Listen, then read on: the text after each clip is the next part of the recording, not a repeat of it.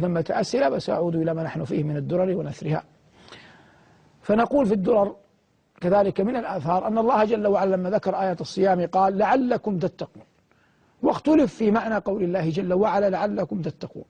والأظهر أن المتقين لهم شعارات، لهم رداء يتحلون به، ومن أعظم أرديتهم الصيام، فيصبح المرء إذا كان صائما اندرج في سلك أولئك الأبرار وسلك مسلكهم، وهذا مبتغى عظيم أن يسعى الإنسان في الركب الصالح فيلتحق به. ومنه يعلم من قول الحق جل شأنه كما كتب على الذين من قبلكم أن الصيام أمره عظيم تعبد الله به الأمم قبلنا.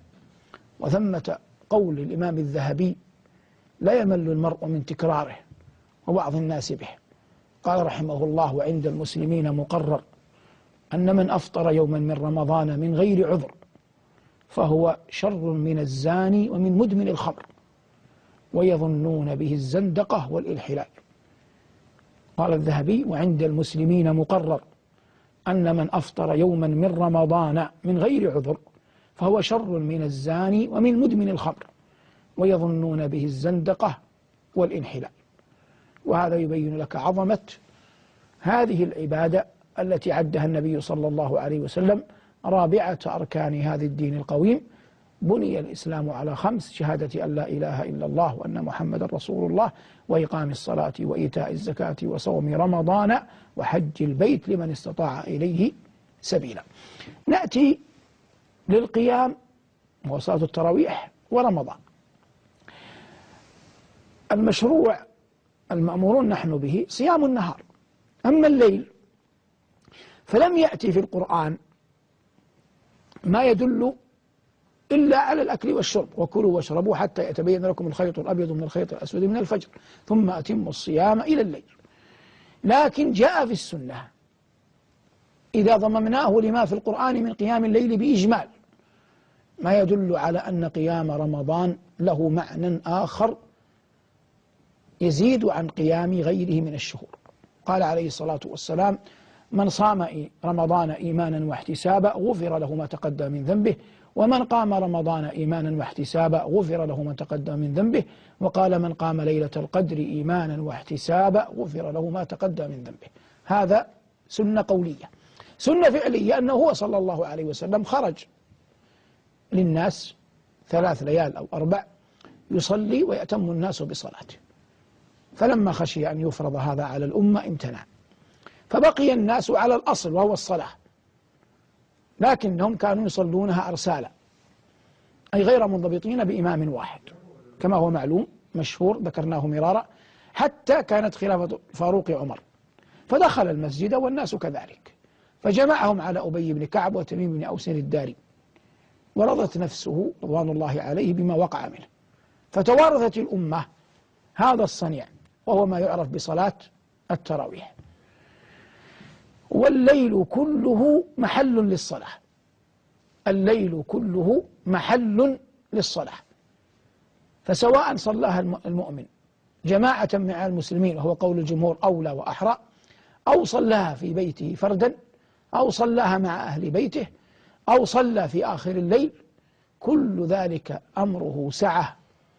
لكن الغاية العظمى المقصود الأجل المطلوب الأول أن يكون للمؤمن حظ من قيام الليل في رمضان، ليندرج في قول النبي صلى الله عليه وسلم من قام رمضان إيمانا واحتسابا غفر له ما تقدم من ذنبه. فإذا كان المؤمن يعنى بقيام الشهر كله ووقع منه ذلك فقام الشهر كله، فهذا قطعا قام ليلة القدر. يبقى بعد ذلك قبول الله لذلك العمل، هذا شيء عند الله لا تبلغه أفهامنا ولا تدركه أبصارنا. فنقول إن قيام شهر رمضان من أجل القربات التي يتعبد بها المؤمن ربه في هذا الشهر، لأنه يقرن بين أمرين: ما بين قيام الليل الذي هو محل عظيم للطاعة، وما بين قراءة القرآن الذي ارتبط كما حضرنا في أول اللقاء مع رمضان نفسه، شهر رمضان الذي أنزل فيه القرآن. إن كان الإنسان يحب أن يحرص على صلاة التراويح مع جماعة المسلمين، فأحب إلي إن استطاع أن يجعل له في آخر الليل شيئا من صلاته في بيته، أن يجعل له في آخر الليل شيئا من صلاته في بيته. قال عليه الصلاة والسلام لمعاذ في حديث عام: وصلاة الرجل في جوف الليل الآخر، ثم تلا: تتجافى جنوبهم عن المضاجع يدعون ربهم خوفا وطمعا ومما رزقناهم ينفقون. الحديث عن قيام الليل يسوقنا للحديث عن الإفطار والسحور، وكلاهما خير، لكن جاءت السنة بتعجيل الفطر وتأخير السحور. وبعض أهل العلم يقول إن من منتصف الليل إلى آذان الفجر إن من منتصف الليل إلى آذان الفجر محلا للسحور. والصواب أن الأمر أبعد من ذلك، يعني لا يقال من منتصف الليل، لكن من آخر الليل، ويمكن أن يقال في ثلث الليل الآخر أو ما بعده، يمكن أن يكون محلا للسحور. وقد قال عليه الصلاة والسلام: تسحروا فإن في السحور بركة. ونقل عن أبي سعيد الخدري رضي الله عنه وغيره أنه ولو يحسو الإنسان معا، المهم أن يتمثل الإنسان السنة، لكنه لو تسحر مستصحبا أن النبي صلى الله عليه وسلم أخبر أن في السحور بركة لكان خيرا له.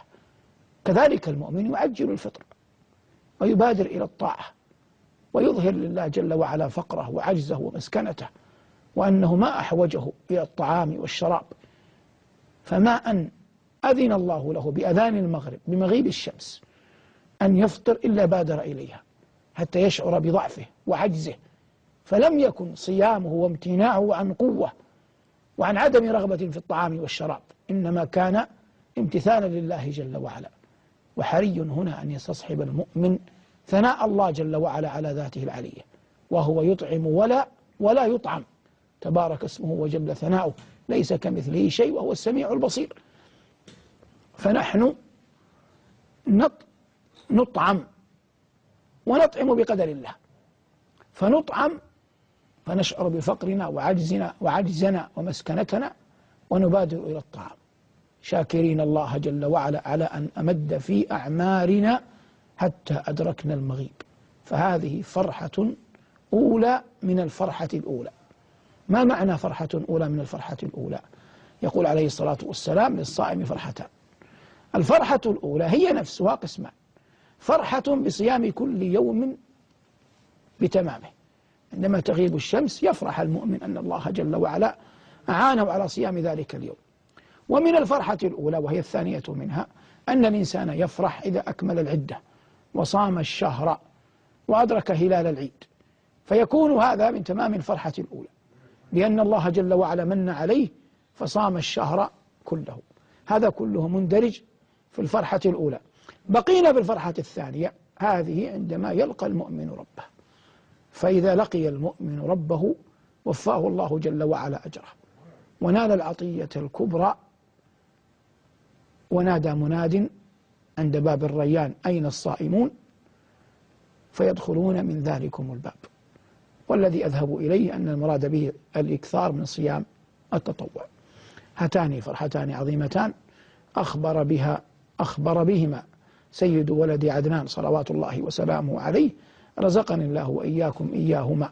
وقد حررنا في لقاءات مضت أن الفرح قسمان: فرح دنيوي وفرح أخروي، فالفرح الأخروي محمود على كل حال، وأما الفرح الدنيوي فينظر، فإن كان في الدين تمت الفرحة، وإن كان في الدنيا فينظر، إن كان فرحا يعين على الطاعة قبل، وإن لم يكن فرحا يعين على الطاعة فلا يقبل، ذمه الله: إن الله لا يحب الفرحين.